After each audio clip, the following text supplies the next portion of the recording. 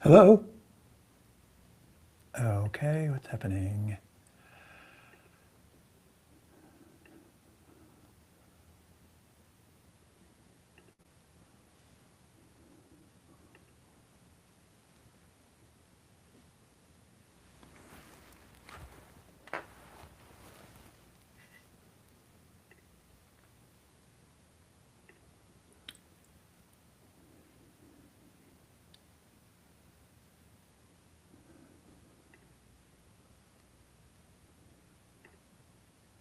Where's the missed call?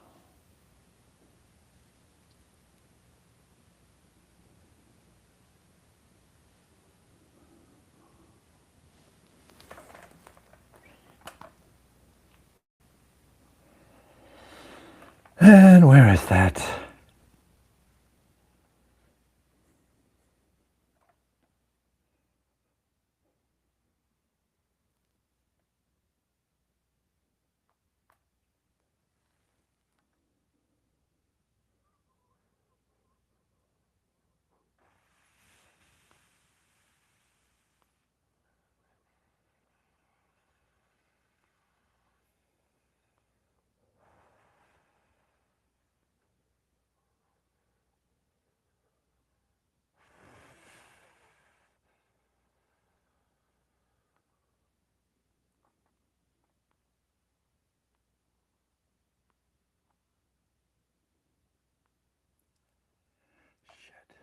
Shit.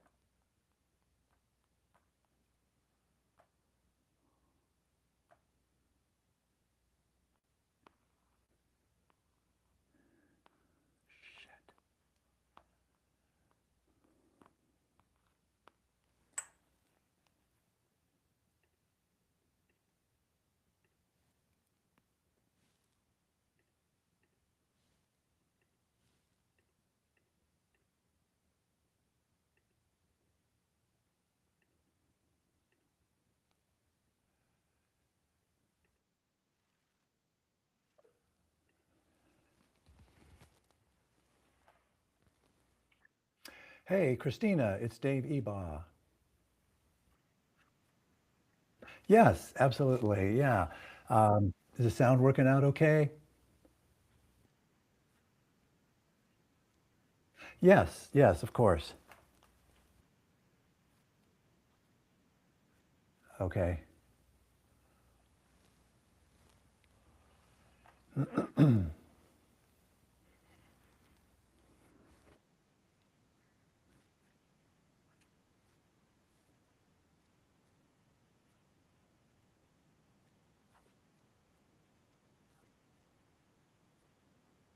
Yeah, I think so. It's kind of tricky.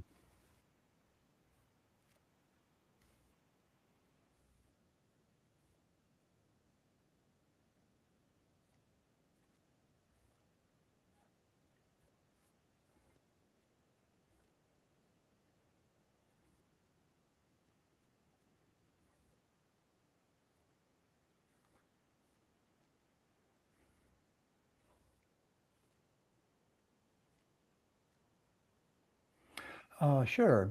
Well, so I'm a trauma recovery specialist, and so I work with folks who are struggling to overcome emotional emotional coping issues.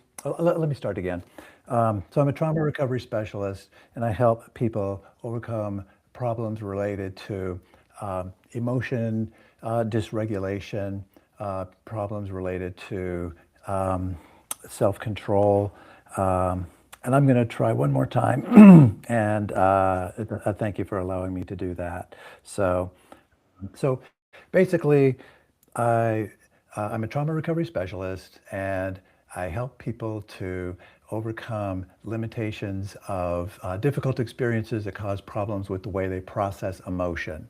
So I'm helping people to better understand their experience and to shift their emotional responses so they have more of a feeling of wholeness and completeness after a difficult childhood or after a difficult experience with a motor vehicle accident or surviving natural disaster or even coming out of war zones.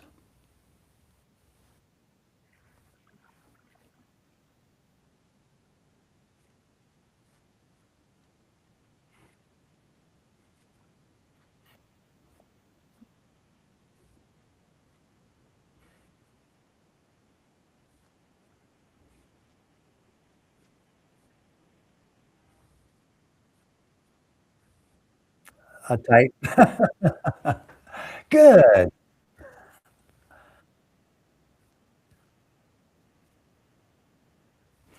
So, I'm not a prescriber, and so, I have had clients who take propranolol for anxiety, for mostly it's used for nightmares. And I have thought to that it might be useful in this work with processing difficult emotional experiences. But I've found that the research shows that it's kind of iffy whether it's really helpful for understanding emotional experiences versus visceral experiences. So the answer is no, I've not done that, even though I have considered and wondered, would that work? Would that be possible? Could I give it a try?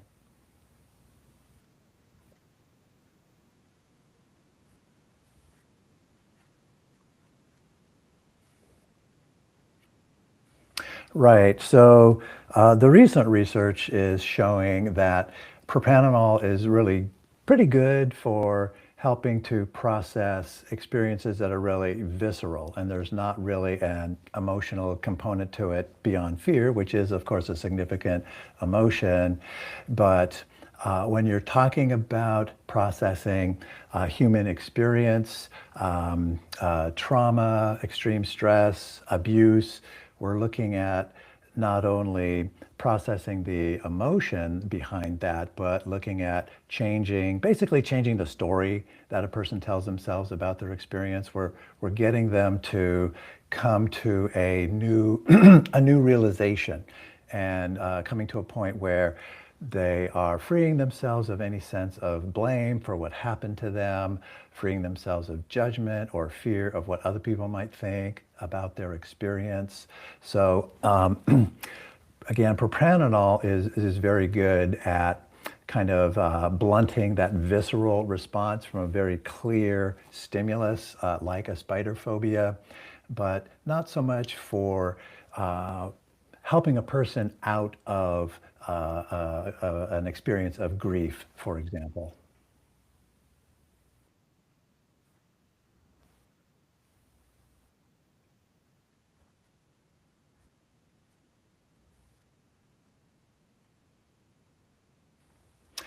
Yeah, it's very common, especially for people who experience, emotional abuse or neglect, physical abuse.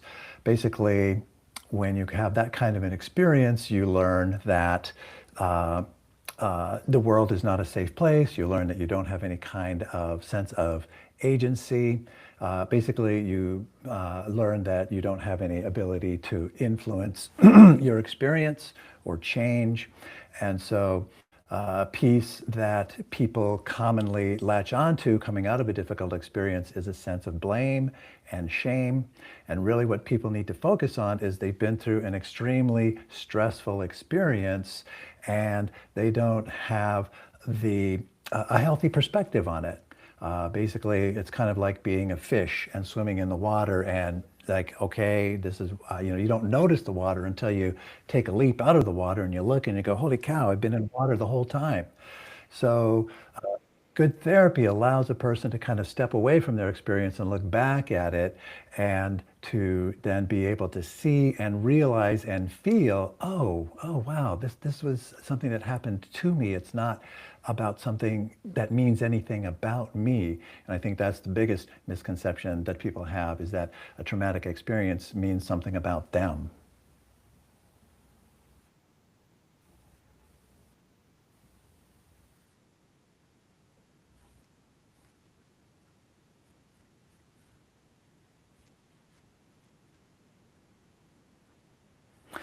Well, it was a story that I thought that maybe you had found, but this was a study back in 2015 in Amsterdam, University of Amsterdam. Merrill Kent did some work on looking at the effects of propranolol to block phobias and fears. And so they have, yeah. So, they put somebody in front of a spider, they get really uncomfortable and they just want to leave. Then they let the person leave and then they give them 40 milligrams of the propranolol. Then they go home.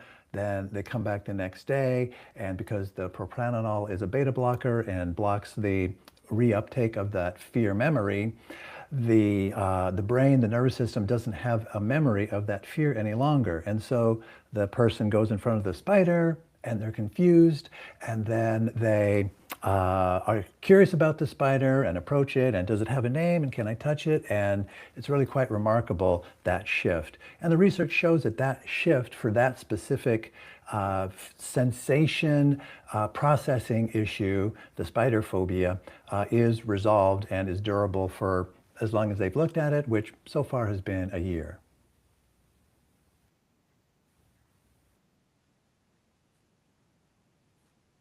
Oh, sweet. Oh, nice. Well, be sure to let her know that, her work has been very meaningful and very influential for, therapists all over the world. I'm sure she knows that, but it's probably good to hear.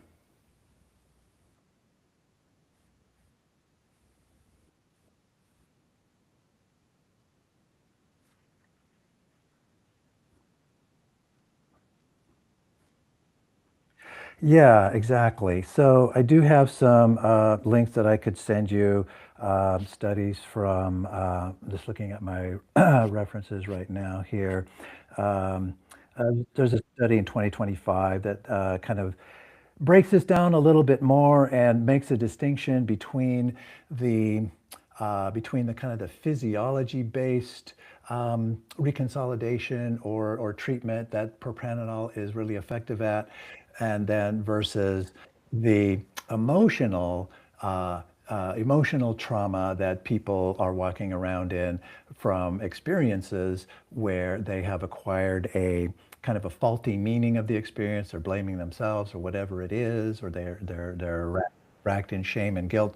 And so reconsolidation based therapies help tremendously with that. And there's good evidence to do that. And examples of that are like EMDR. Brainspotting is another one that is an example that utilizes memory reconsolidation. And it's a very predictable process. It's a very predictable procedure. And if you do it in the right way, you can elicit really remarkable change within a single session, which is oftentimes what happens. And people find that kind of work very gratifying and very different from this other piece that people oftentimes have a misconception about, is that they have to talk through the experience. They need to talk through the experience and need to get into the minutia and tell you all the detail. And honestly, none of that is important. What's important is being able to change the prediction about the experience, right? Because you have a memory of the experience. And Lisa Feldman Barrett is another person to look at who's done really good work on explaining how emotion is actually a prediction. It's not a reaction. We know the situation. We're waiting in line for a roller coaster and we had a bad time the last couple of times. We were too young. It was scary. Our brain is predicting this is going to be a crap show. This is not going to be great.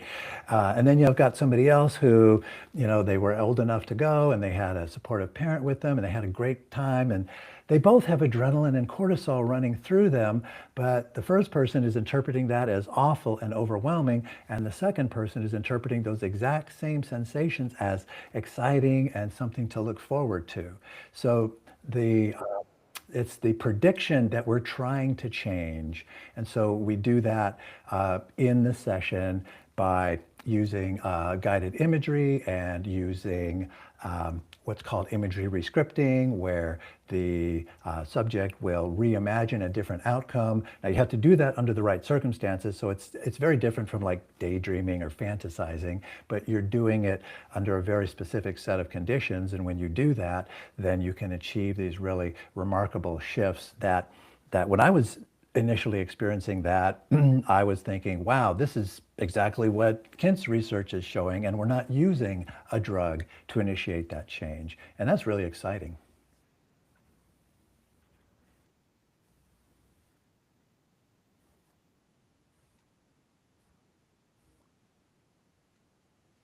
Not at all. No, not in my experience, and the research is pointing to that. That's not necessary. And again, part of the experience. I mean, we know how to dull emotion, right? Alcohol, whatever. So propranolol, is it that much different? It will reduce, and it is different because the effect, when done properly, is permanent. So there's that piece. And then there is, again, the part where it's really not as necessary if you're skilled clinician, you're attuned to your client, you're kind of watching for signs and signals, and you're responding to them in the moment, then then you will very often be very successful with the reconsolidation procedures.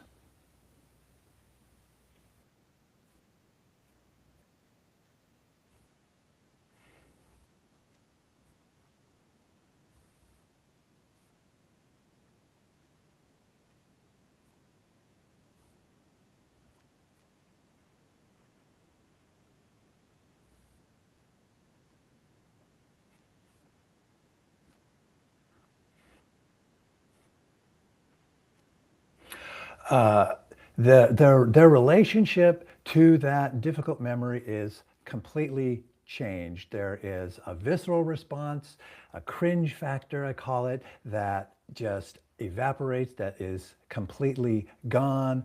There is a new understanding of that experience as, wow, gee, this was something really hard I went through, and no wonder it's rattled me for all these years. And gosh,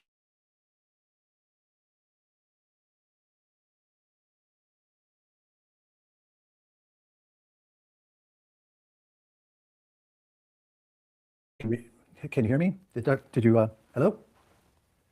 Hello again?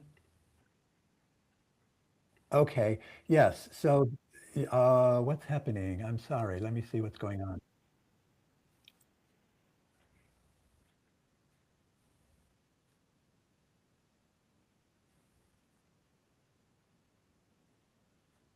Right, exactly. And so the memory is not changed in terms of, like, the narrative, the details of the memory. However, the interpretation of the memory is different. It's not, I was a little kid and I said yes when I should have said no. I should have known better. I shouldn't have worn those clothes. I shouldn't have hung out with that relative or what have you. There is that tendency when you're a little kid to blame yourself because you don't have anybody to explain it to you. So that shifts, and there's that new understanding, and it shifts from not not what you experienced, but how you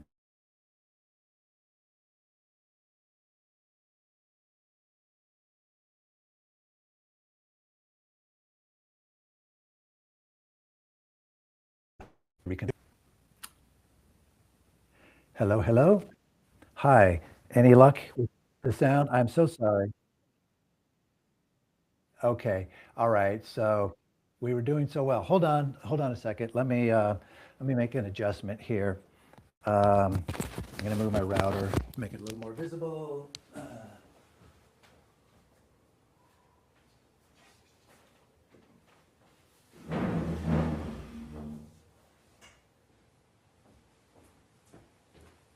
Okay, is that helpful at all? Oops. Okay, all right.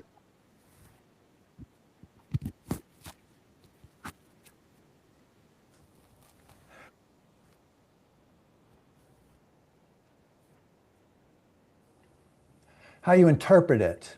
So, so you're learning to interpret it with more generosity and kindness towards yourself. Self-compassion is a big piece of this work, where you're shifting your demeanor from one of being judgmental and critical of yourself to one of being compassionate and understanding. And we do imagination exercises that really help to bring that feeling of kindness and support and understanding into the body. So there is an extended focus on the desired outcome, which, as a therapist, I'm guiding my client towards, again, that attitude of kindness and self-compassion and recognizing that we all go through difficult things and we get through them and we're okay. So that's how that can shift.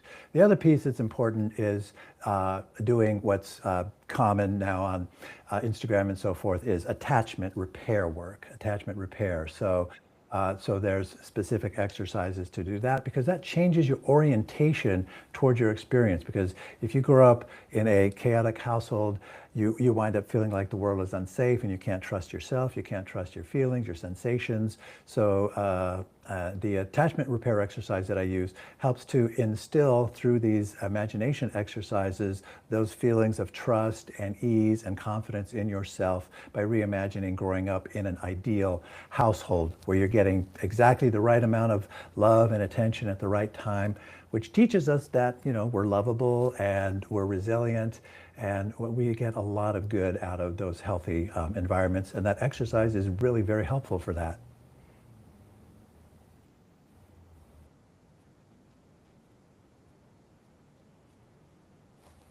Um, so much, so much. No, I think that's it. I'm curious, how did you find me? Because that's super interesting. Because I'm just a random guy out there, as far as I can tell.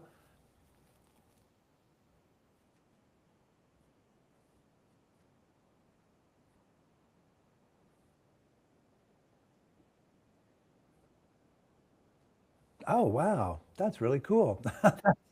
That's really amazing. I have a YouTube video which goes through the ideal parent exercise, and that's been up for 8 or 9 years. And just a month ago, somebody said, "Hey, I saw that video. Can I do that exercise with you?" And I said, "Oh, sure." So, so that was really cool. Yeah, yeah, yeah.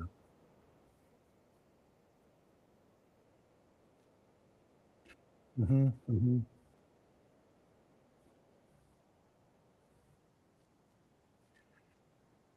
Right. Yeah, exactly. So if you have a way to throw my website in there, traumafocusedtherapy.com, that would be much appreciated.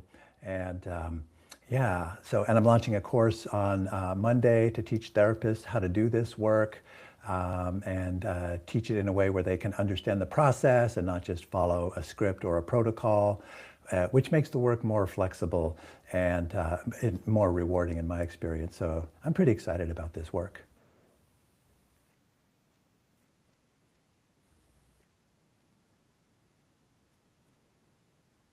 Sure. So when will the article be coming out?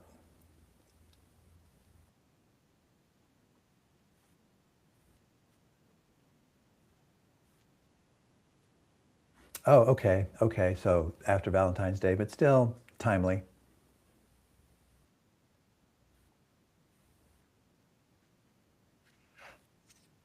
That'll be perfect. That's great. Hey, thank you so much. I'm so glad you found me. I'm glad I had a chance to talk, and I'm happy to.